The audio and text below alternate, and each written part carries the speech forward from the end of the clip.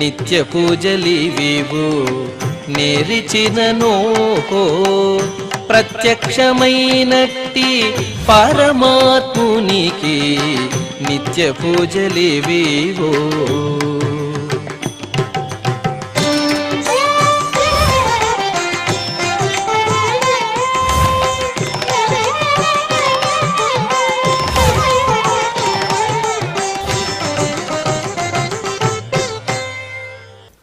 ఓం నమో వెంకటేశాయ. ఈరోజు గురువారము, శ్రీ క్రోధినామ సంవత్సరము, ఉత్తరాయణము, వసంత ఋతువు, వైశాఖ మాసము, కృష్ణపక్షము, సప్తమి తిథి, ధనిష్ట శతభిష నక్షత్ర ద్వయము, మే 30, 2024.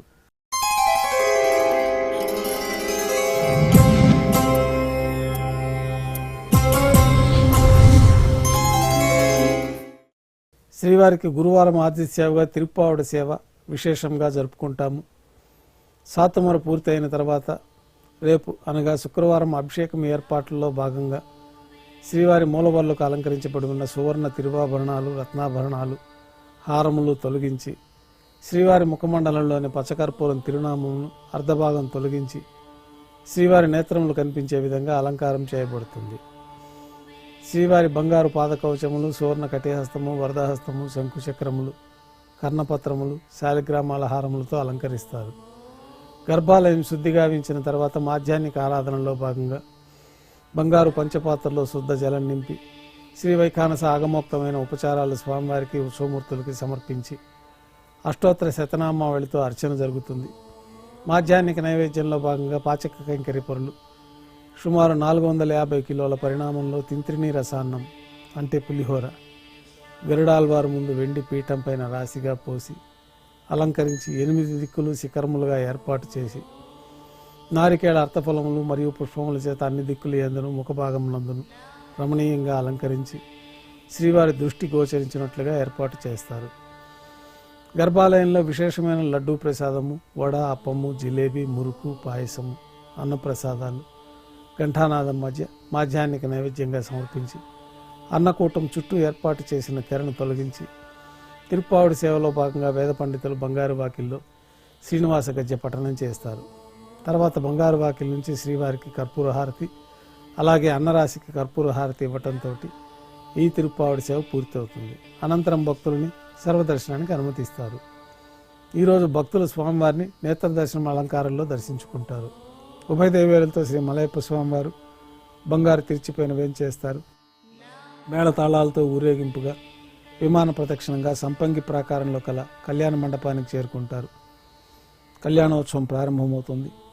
పుణ్యాహవాచనం, అంకురార్పణ, రక్షాబంధనము, అగ్నిప్రతిష్ఠ, స్వామివారికి నూతన పట్టు వస్త్రాలు, అమ్మవారికి నూతన పట్టు వస్త్రాల సమర్పణ, మహాసంకల్ప పఠనం, మాంగళ్యాలకు అభిషేకం, మాంగళ్యాలకు ఆరాధన గావించి స్వామివారి తరఫున మాంగళ్యాల్ని అమ్మవార్లకు సమర్పణ గావించి ఈ సందర్భంగా స్వామివారికి, అమ్మవార్లకి కర్పూర నీరాజనం సమర్పించి విశేషమైన హోమాలతో పూర్ణాహుతి పూర్తయిన తర్వాత మాలా పరివర్తనం అనే కార్యక్రమాన్ని నిర్వహించి ఉభయ దేవేరులను స్వామివారి చెంతకు చేర్చి ఈ సందర్భంగా అక్షతారోపణం అనే వైదిక కార్యక్రమాన్ని నిర్వహించి కర్పూర నీరాజనం, నైవేద్యము, తిరిగి కర్పూర నీరాజనంతో కళ్యాణోత్సవం పూర్తి అవుతుంది.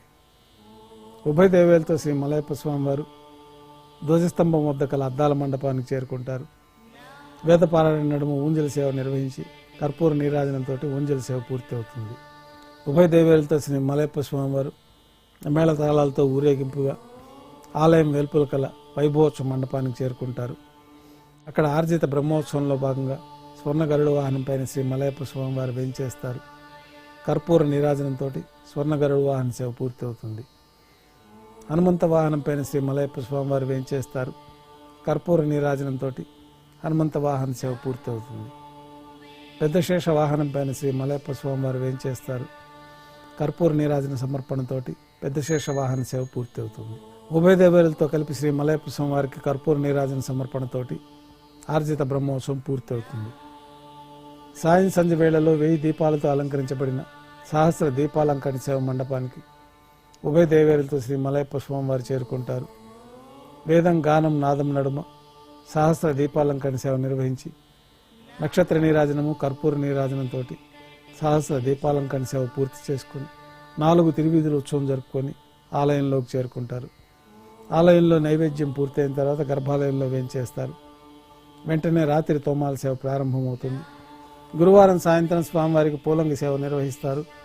సాయంకాలం ఆరాధనలో భాగంగా గర్భాలయం శుద్ధి చేసుకొని పంచపాత్రలో శుద్ధతోయి నింపుకొని స్వామివారికి ఉత్సవమూర్తులకు ఆగమోక్తమైన ఉపచారాలు సమర్పించి వివిధ సుగంధ పుష్పాలతో స్వామివారి దివ్యమంగళ స్వరూపం అంతా పుష్పమాలలతో అలంకరించి పుష్పమాలలతో కిరీటాన్ని సూర్యకటాన్ని స్వామివారికి అలంకరించి ఉత్సవమూర్తులకు పుష్పమాలలు సమర్పించి చతుర్వేద మంత్రాలతో మంత్రపుష్పం సమర్పించి నక్షత్ర నీరాజనము కర్పూర నీరాజనంతో పూలంగి సేవ పూర్తి అవుతుంది.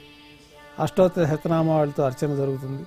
రాత్రి నైవేద్యంలో భాగంగా అన్నప్రసాదాలు, పన్యారాలు, దోశ, ఘంటానాదం మధ్య నైవేద్యంగా సమర్పించి తిరువీస నైవేద్యం పూర్తయిన తర్వాత భక్తులని పూలంగి సర్వదర్శనానికి అనుమతిస్తారు. కొద్ది విరామం తర్వాత ఏకాంత సేవలో భాగంగా రాత్రి సమర్పించిన పుష్పమాలికలు సల్లింపు చేసుకొని గర్భాలయాన్ని శుద్ధి చేసుకొని బంగారు పంచపాత్రలో బ్రహ్మ తిరువారాధన కోసమై బంగారు బిందెలోని తీర్థాన్ని సమర్పించి ఏకాంత సేవలో భాగంగా కౌతుక బేరమైన శ్రీ భోగ శ్రీనివాసమూర్తి వారిని బంగారు పట్టు పాన్పు పైన వేంచేపు చేసుకొని ఈ సందర్భంగా భోగ శ్రీనివాసమూర్తి వారికి దారోష్ణమైన గోక్షీరము, జీడిపప్పు, ద్రాక్ష, కలకండ కలిపిన మిశ్రమం నైవేద్యంగా సమర్పించి కర్పూర నీరాజనంతో ఏకాంత సేవ పూర్తి అవుతుంది. ఓం నమో వెంకటేశాయ.